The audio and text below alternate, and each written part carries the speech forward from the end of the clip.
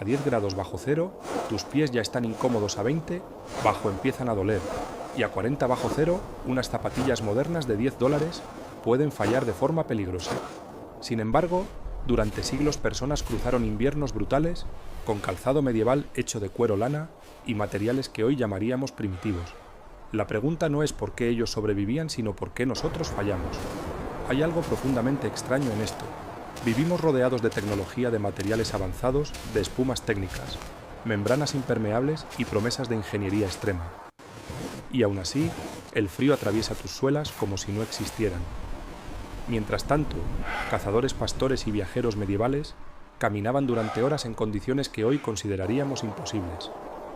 No era magia, tampoco suerte, era comprensión. Suscríbete si te gusta el video. Para entender el problema hay que dejar de mirar el zapato como un objeto aislado y empezar a verlo como un sistema.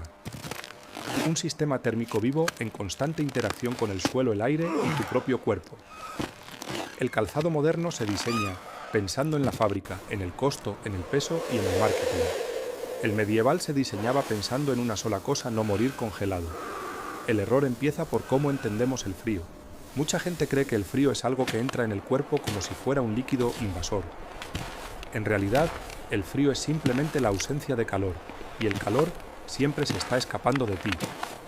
La única pregunta importante es: ¿qué tan rápido tus pies son especialmente vulnerables? Porque están lejos del núcleo del cuerpo y en contacto directo con el suelo, que actúa como un enorme disipador térmico. Si fallas ahí, todo falla.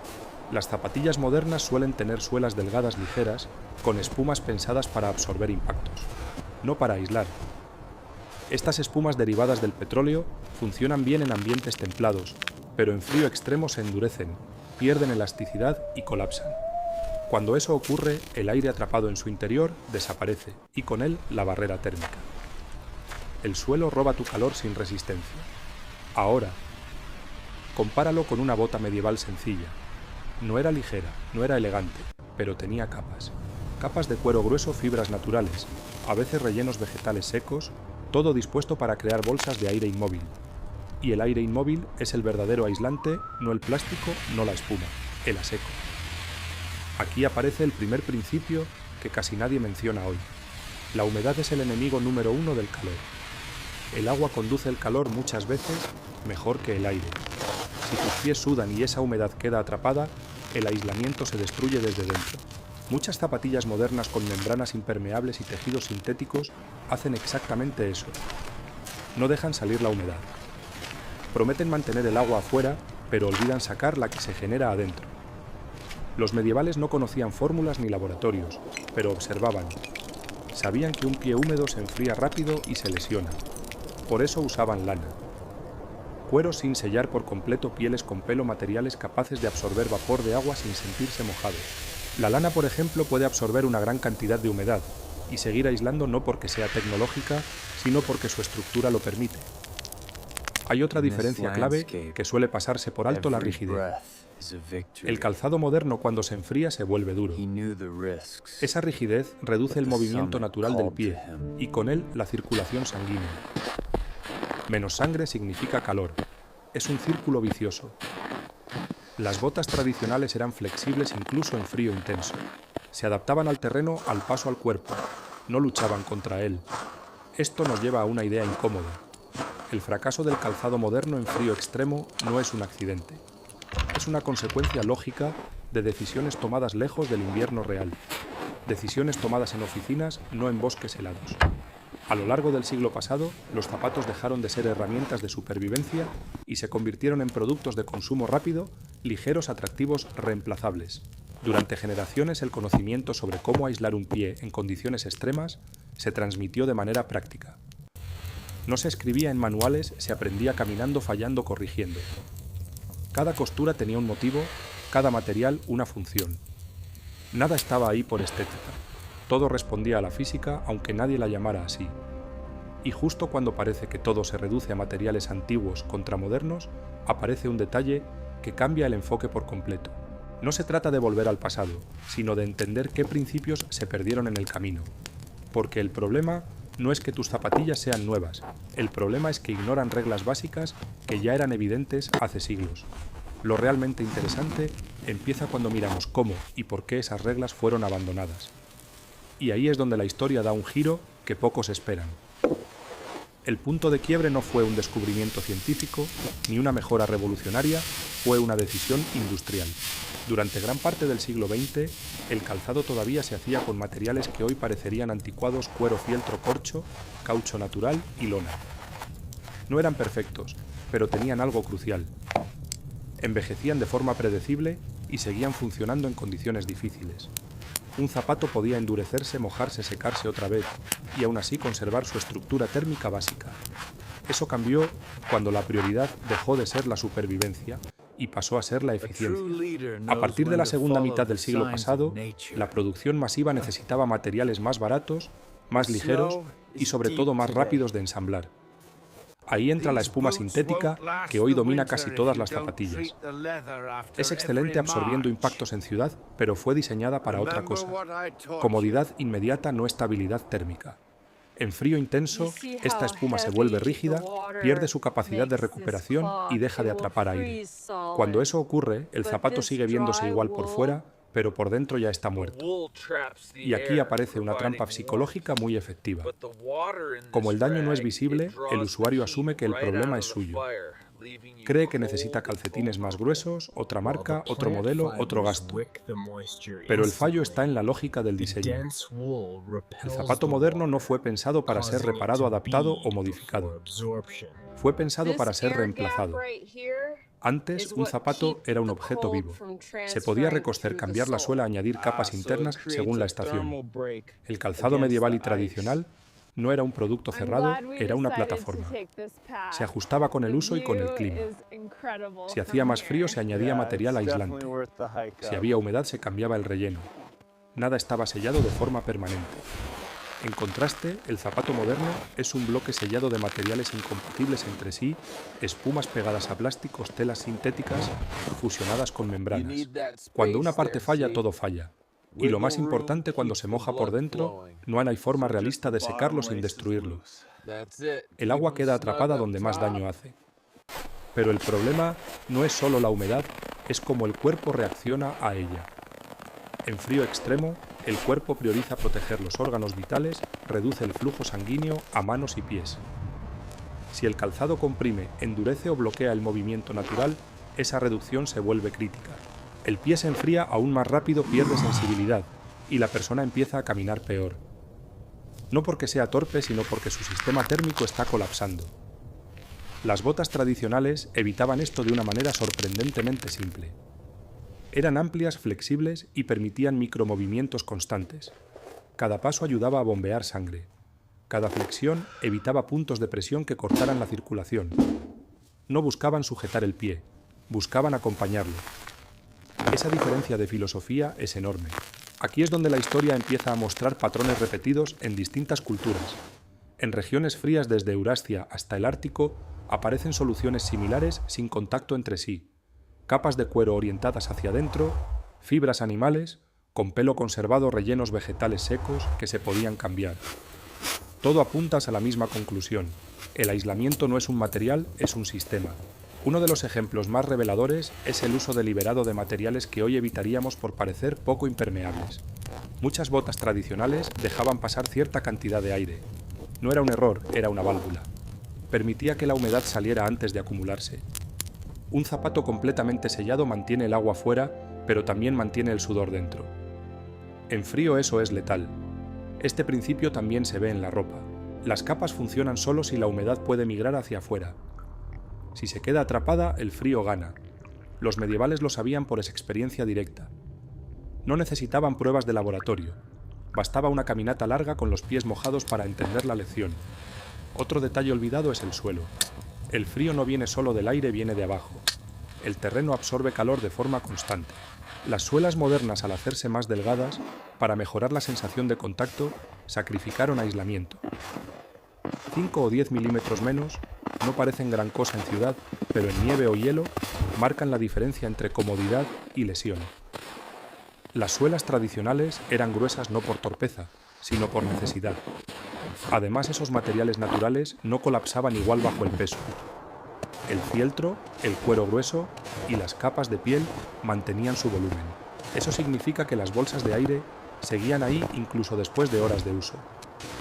La espuma sintética, en cambio, se comprime y no siempre recupera su forma, especialmente en frío. Una vez aplastada, deja de aislar. Todo esto lleva a una conclusión incómoda para la industria moderna. No se trata de que falte tecnología, se trata de que la tecnología se aplicó a objetivos distintos. El zapato dejó de ser una herramienta para condiciones reales y se convirtió en un objeto optimizado para escaparate ciudad y rotación constante de modelos. Y justo cuando parece que el pasado solo ofrece nostalgia, aparece una prueba concreta que obliga a tomarse esto en serio. No es una opinión ni una teoría romántica. Es evidencia física conservada durante miles de años que muestra hasta qué punto este conocimiento estaba adelantado a su tiempo. Esa evidencia aparece de la forma más inesperada, un cuerpo congelado en el tiempo. En los Alpes se encontró un hombre que murió hace más de 5.000 años conservado por el hielo. No importa su nombre ni su historia personal, lo importante es lo que llevaba en los pies.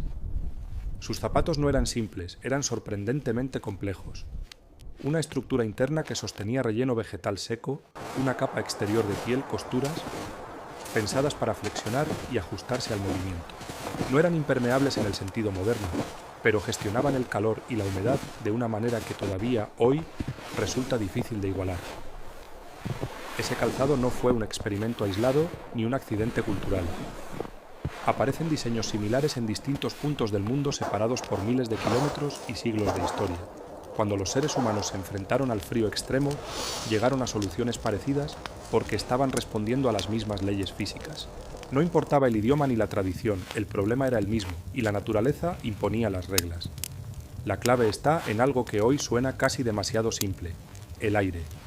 El aire quieto es uno de los mejores aislantes térmicos que existen. El desafío no es crearlo, sino mantenerlo seco y en su lugar. Los materiales naturales como la lana, el pelo animal y ciertas fibras vegetales son expertos en esto. No porque sean densos, sino porque su estructura microscópica impide que se aplasten por completo y permite que el aire quede atrapado en millones de espacios diminutos. La lana, por ejemplo, no es un hilo liso, tiene ondulaciones, curvas y irregularidades. Eso evita que las fibras se peguen unas a otras y colapsen. Cada pequeña curva crea un espacio. Multiplica eso por miles y tienes una cámara de aire distribuida de forma uniforme. Cuando el cuerpo libera calor, ese aire lo retiene. Cuando aparece humedad, la lana la absorbe sin perder su capacidad aislante. Y en un detalle que parece casi mágico, ese proceso de absorción libera una pequeña cantidad de calor adicional. Las fibras sintéticas, en cambio, suelen ser lisas y uniformes. Se empaquetan con facilidad, colapsan bajo presión y cuando se mojan dejan de aislar casi por completo. No absorben la humedad, la desplazan y si no hay a dónde desplazarla, se queda junto a la piel en frío extremo. Eso es una sentencia. Los pueblos del Ártico entendieron esto de forma práctica. Sus botas tradicionales hechas de piel de caribú o foca no buscaban crear una barrera rígida contra el entorno. Buscaban crear un microclima alrededor del pie. La piel exterior ofrecía protección contra el viento y la nieve, mientras que el interior, con el pelo orientado hacia la piel, atrapaba aire caliente y gestionaba la humedad. El resultado era un sistema térmico activo no pasivo. Estas botas no eran duras, se doblaban, se adaptaban al terreno, seguían el movimiento natural del pie. Eso no solo mejoraba la comodidad, también mantenía la circulación. Cada paso ayudaba a distribuir el calor. Cada flexión evitaba puntos de presión prolongados. El frío no solo se combate con aislamiento, se combate con sangre en movimiento. Cuando exploradores europeos llegaron a regiones árticas, muchos fracasaron usando su propio equipo avanzado, botas rígidas, pesadas, impermeables, pensadas para otros climas. Aprendieron rápido, a veces demasiado tarde, que su tecnología no estaba a la altura. Los que sobrevivieron adoptaron el calzado local, no por admiración cultural, sino por pura necesidad. Era eso perder los pies.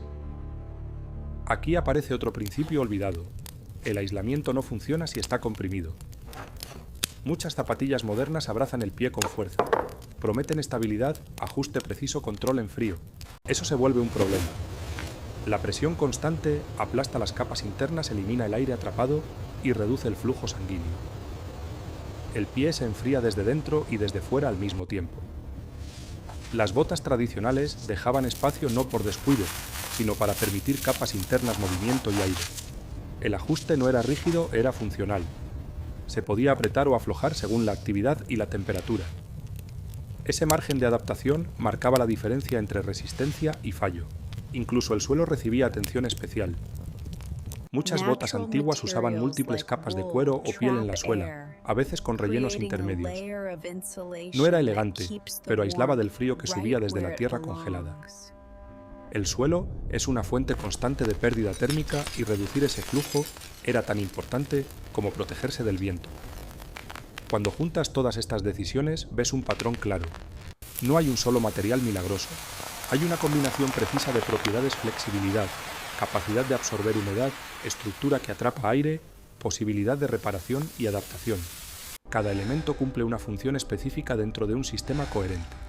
El contraste con el calzado moderno es brutal. Hoy se habla de capas, pero muchas veces son capas que trabajan en contra unas de otras. Espumas que colapsan membranas que atrapan vapor, tejidos que no respiran, todo optimizado para un entorno controlado, no para el frío real. Y lo más inquietante es que este conocimiento no se perdió. Por ignorancia se perdió porque dejó de ser rentable. Los materiales naturales requieren tiempo, habilidad y mantenimiento. No encajan bien en una cadena de producción que busca velocidad y volumen. La tradición no desapareció porque fuera inferior, sino porque era incómoda para el mercado.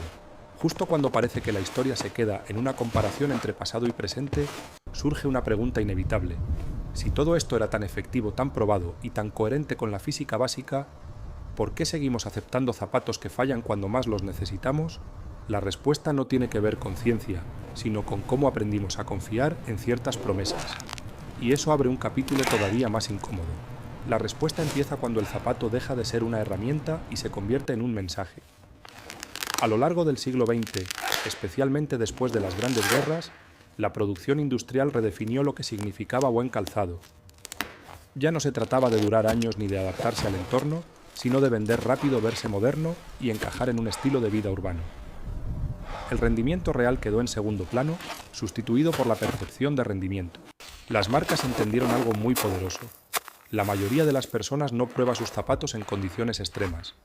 Los prueba en tiendas, en aceras, en entornos previsibles. Si el zapato se siente cómodo durante unos minutos y luce bien, cumple su función comercial.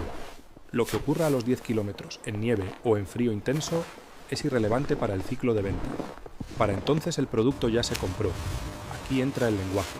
Palabras como técnico avanzado, respirable o impermeable empezaron a ocupar el lugar de la función real. No son mentiras directas, son verdades incompletas. Un material puede ser impermeable y aún así fallar térmicamente. Puede ser ligero y al mismo tiempo inútil en frío. Pero el cerebro asocia complejidad con superioridad y las marcas explotan esa asociación con precisión quirúrgica. Mientras tanto, el conocimiento tradicional quedó fuera del discurso. Nadie anunciaba botas de lana y cuero diciendo que atrapaban aire seco y mantenían la circulación. Eso no sonaba futurista, no parecía nuevo. Y en un mercado obsesionado con la novedad, lo que no parece nuevo se vuelve invisible aunque funcione mejor. Otro factor clave fue la urbanización. A medida que la población se concentró en ciudades, las necesidades cambiaron. El suelo dejó de ser tierra-nieve o roca y pasó a ser asfalto. El clima se volvió más predecible. El frío extremo dejó de ser una experiencia cotidiana para la mayoría. El calzado se optimizó para caminar sobre superficies duras, planas y secas y funcionó. Pero solo ahí. El problema es que el cuerpo humano no cambió al mismo ritmo. Seguimos perdiendo calor de la misma manera. La sangre sigue fluyendo igual. La humedad sigue siendo el enemigo del aislamiento. Las leyes de la física no se adaptan al marketing, simplemente esperan el momento en que salgas de ese entorno controlado. Hay algo especialmente revelador en cómo se diseñan las suelas modernas. Se busca sensibilidad, contacto con el suelo, respuesta rápida. Todo eso implica menos material entre el pie y la tierra. En clima templado es una ventaja. En frío es una debilidad crítica. Cada milímetro que se elimina es un puente térmico directo hacia el suelo helado. Las botas tradicionales no intentaban sentir el suelo, intentaban sobrevivir sobre él. Por eso interponían capas no para amortiguar impactos, sino para frenar la transferencia de calor. No les importaba perder sensación, porque la prioridad era conservar los dedos funcionales. Esa diferencia de prioridades lo explica todo. También hay un cambio cultural profundo. Antes el usuario sabía que su calzado requería atención. Secarlo, rellenarlo, ajustarlo era parte de la rutina. Hoy esperamos que el zapato sea autónomo, que funcione sin intervención, que sea ponérselo y listo. Esa expectativa empuja a soluciones selladas cerradas que funcionan bien solo mientras las condiciones son ideales. Cuando esas condiciones se rompen, el sistema colapsa sin aviso. El pie se enfría, pierde sensibilidad y la persona no siempre se da cuenta a tiempo. El frío extremo no es dramático, al inicio es silencioso. Primero entumece, luego engaña. Cuando el daño se hace evidente, ya es tarde para corregir. Lo irónico es que muchas de estas fallas eran conocidas desde hace siglos.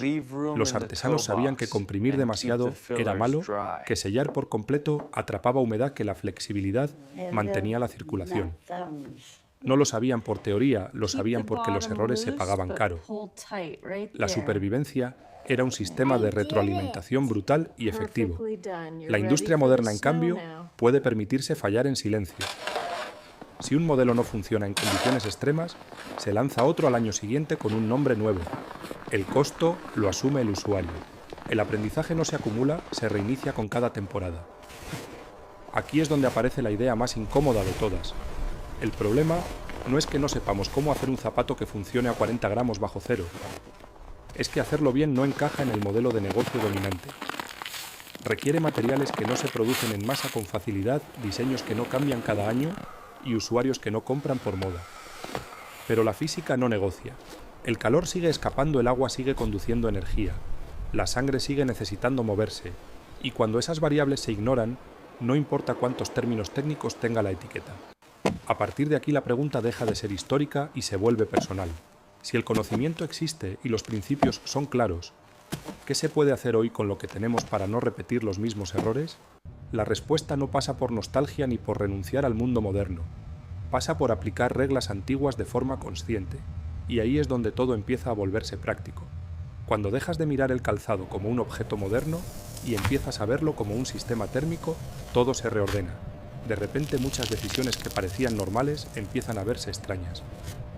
La primera es la obsesión por mantener el pie completamente seco desde afuera mientras se ignora lo que ocurre dentro. El frío no perdona ese descuido.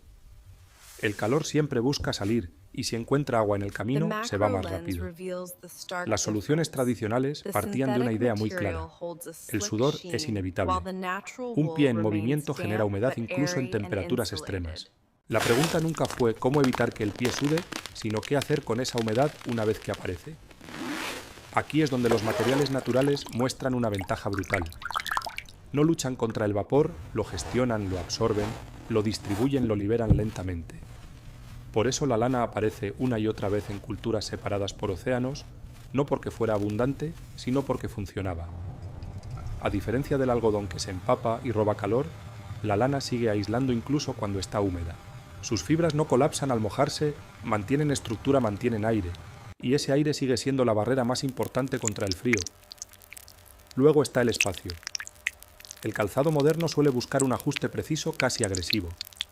Se vende como control, estabilidad, rendimiento en frío.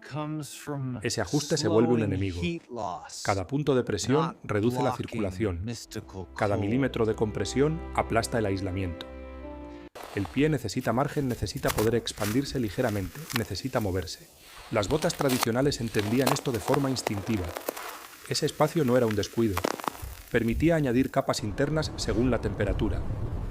Permitía cambiar rellenos cuando se humedecían. Permitía que el pie respirara sin quedar expuesto. Era un diseño adaptable, no cerrado. El zapato no era una promesa fija, era una herramienta ajustable. Otro aspecto crítico es la suela. El suelo frío es una fuente constante de pérdida térmica, mucho más constante que el aire. Cada paso sobre hielo, nieve o tierra congelada extrae calor del cuerpo. Las suelas modernas, al hacerse más finas y densas, crean un puente directo para esa transferencia. Se siente bien en ciudad, se siente fatal en invierno real. Las soluciones antiguas interrumpían ese puente con capas cuero grueso fieltro, fibras vegetales secas. No buscaban amortiguación elástica, buscaban distancia térmica. Cuanto más largo el camino que el calor debía recorrer para escapar mejor. No era sofisticado, pero era efectivo. También hay un detalle que rara vez se menciona: la flexión. Un zapato rígido en frío no solo incomoda, también enfría. Al impedir el movimiento natural del pie, reduce el bombeo sanguíneo. El calor corporal no llega a los dedos con la misma eficacia. Las botas tradicionales, incluso con múltiples capas, se doblaban, seguían el paso, trabajaban con el cuerpo, no contra él. Este conjunto de decisiones crea algo que hoy casi no existe: un microclima estable alrededor del pie. No seco en el sentido absoluto, sino equilibrado, no rígido, sino reactivo, no sellado, sino regulado. Ese microclima es lo que permite caminar durante horas sin que el frío gane terreno. Lo interesante es que nada de esto requiere tecnología futurista. Requiere aceptar límites, aceptar que un zapato no puede hacerlo todo, que no puede ser ultraligero, ultrafino, completamente sellado y al mismo tiempo funcionar en frío extremo. Cada elección tiene un costo. Los medievales lo sabían porque el costo era inmediato y físico. Hoy ese costo se retrasa, se manifiesta como incomodidad, entumecimiento, dolor, y muchas veces se normaliza. Se asume que tener los pies fríos es parte del invierno, no lo es. Es una señal de fallo del sistema. Cuando se observan experimentos modernos que replican técnicas antiguas, el resultado suele ser incómodo para la narrativa actual. Botas hechas con cuero sin tratar lana gruesa y suelas aislantes superan a modelos modernos en condiciones de frío sostenido, no porque sean mágicas, sino porque respetan las reglas básicas del intercambio térmico. Incluso pruebas sencillas lo demuestran. Una plantilla de fieltro natural puede marcar una diferencia enorme, no por su grosor, sino por el aire que atrapa. Cambiar un calcetín sintético por uno de lana reduce la sensación de frío, aunque la temperatura sea la misma. No es percepción, es física. Aquí aparece una verdad difícil de aceptar. Muchas de las innovaciones modernas solucionan problemas que el usuario promedio tiene en ciudad, no problemas que el cuerpo humano tiene en la naturaleza. Y eso no es un error, es una elección de mercado. El problema surge cuando se extrapola ese diseño a contextos donde nunca debió usarse. Nada de esto implica renunciar al presente ni idealizar el pasado. Implica entender qué principios siguen siendo válidos. El frío no cambió, el cuerpo no cambió, solo cambió la forma en que diseñamos objetos para enfrentarlos. Y cuando uno acepta eso, deja de buscar soluciones milagro. Y empieza a hacer preguntas mejores. No, ¿qué marca promete más? Sino, ¿qué material gestiona mejor la humedad? No qué zapato se ve más técnico, sino cuál mantiene la circulación. No es más nuevo, sino que sigue funcionando cuando todo lo demás falla. Ese cambio de enfoque es incómodo porque pone en duda muchas decisiones de consumo, pero también es liberador, devuelve el control al usuario. Y justo ahí en ese punto se abre la última pieza del rompecabezas. Porque entender por qué funcionaban los zapatos medievales no es solo una lección histórica, es una invitación a replantear cómo elegimos proteger nuestro propio cuerpo hoy. Al final, todo converge en una idea simple y difícil de aceptar. El frío no es el enemigo, la ignorancia sí. Durante siglos las personas no tuvieron la opción de equivocarse muchas veces. Un error de diseño en el calzado no significaba incomodidad, significaba no volver a casa. Por eso cada decisión estaba anclada a la realidad física, no a una promesa publicitaria. El zapato tenía que funcionar cuando importaba, no cuando se veía bien. Lo que hemos perdido no es solo un tipo de bota, sino una forma de pensar. Antes, el diseño partía del entorno y del cuerpo humano, hoy parte del mercado. Y aunque eso ha traído comodidad en muchos aspectos, también ha creado una falsa sensación de seguridad. Creemos que pagar más equivale a estar mejor protegidos. En frío extremo esa ecuación se rompe. El conocimiento tradicional no era romántico ni místico, era brutalmente pragmático. Si algo no funcionaba, se abandonaba. Si funcionaba, se repetía y se refinaba durante generaciones. No había campañas de lanzamiento ni rediseños anuales, había continuidad. Esa continuidad permitió entender matices que hoy se pasan por alto, como la importancia de la flexibilidad del espacio interno de la interacción entre humedad y calor. Cuando miras un zapato medieval o tradicional con ojos modernos, puede parecer tosco, pero si lo observas como un sistema, todo encaja, nada sobra, nada está ahí para impresionar. Cada costura, cada capa, cada material responde a una necesidad concreta. No intenta ganar en todo, intenta no fallar donde no se puede fallar. El contraste con el calzado actual no significa que todo lo moderno sea inútil, significa que muchas soluciones se diseñaron para contextos específicos y luego se vendieron como universales. Funcionan en ciudad en climas moderados en usos breves. El problema aparece cuando se les exige algo para lo que nunca fueron pensadas, y el frío extremo no perdona esas extrapolaciones. Entender esto cambia la relación con el objeto. El zapato deja de ser una promesa abstracta y vuelve a ser una herramienta. Empiezas a preguntarte qué ocurre con la humedad después de varias horas, qué pasa con la suela, cuando el terreno roba calor sin descanso. ¿Cómo afecta el ajuste a la circulación cuando la temperatura baja? Son preguntas incómodas pero necesarias. También cambia la relación con el consumo. Si sabes que un sistema bien diseñado puede durar años y adaptarse a distintas condiciones, la idea de reemplazarlo cada temporada empieza a parecer absurda. El valor deja de estar en la novedad y vuelve a estar en la funcionalidad, no en el logo, sino en el material, no en la estética, sino en el comportamiento. Hay algo casi irónico en todo esto. Vivimos en una época con acceso a más información que nunca, pero ignoramos principios básicos que ya estaban claros hace siglos. Sabemos cómo se mueve el calor, cómo se comporta el agua, cómo responde el cuerpo humano al frío. Nada de eso es nuevo. Lo nuevo es la forma en que decidimos ignorarlo cuando no encaja con un modelo de negocio. La buena noticia es que la física no se ofende, ni se cansa, sigue funcionando igual. Eso significa que cualquiera que respete esas reglas obtiene el mismo resultado sin importar si vive en el siglo XI o en el XXI. El frío no distingue épocas, solo distingue sistemas que funcionan de los que no. Cuando alguien camina con los pies calientes en condiciones duras, no es porque tenga suerte, es porque hay aire atrapado donde debe estar humedad gestionada en lugar de sellada y circulación sanguínea sin obstáculos. Eso es todo.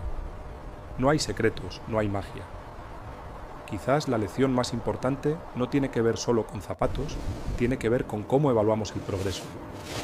No todo lo nuevo es mejor, no todo lo antiguo es obsoleto. El progreso real no consiste en reemplazar lo que funciona, sino en entender por qué funciona y decidir conscientemente qué cambiar y qué conservar. Los zapatos medievales no eran superiores, porque fueran antiguos eran superiores, porque respondían a un problema real sin intermediarios. No prometían comodidad, la entregaban. No prometían protección, la demostraban en uso. No necesitaban convencer a nadie. La realidad hacía el trabajo. Hoy, cuando el frío atraviesa una suela moderna y te recuerda lo vulnerable que es el cuerpo humano, no está fallando, tu resistencia está fallando el sistema que confiaste para protegerte. Y entender eso no es una crítica al pasado ni al presente, es una invitación a pensar mejor. Pensar mejor significa dejar de asumir que el precio garantiza el rendimiento.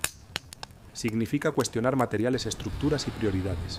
Significa aceptar que algunas soluciones simples siguen siendo insuperables, porque están alineadas con cómo funciona el mundo físico, no con cómo se vende. Al final, la comparación entre zapatos medievales y zapatillas modernas no es una anécdota curiosa, es un recordatorio. Un recordatorio de que el cuerpo humano sigue siendo el mismo, que el frío sigue obedeciendo las mismas leyes, y que la supervivencia incluso hoy depende más de entender principios básicos que de confiar en promesas complejas. Cuando entiendes eso, el título deja de ser provocación y se convierte en advertencia. No todo lo que brilla te mantiene caliente, y a veces las respuestas más sólidas no están en el futuro, sino en el conocimiento que nunca dejó de funcionar. M.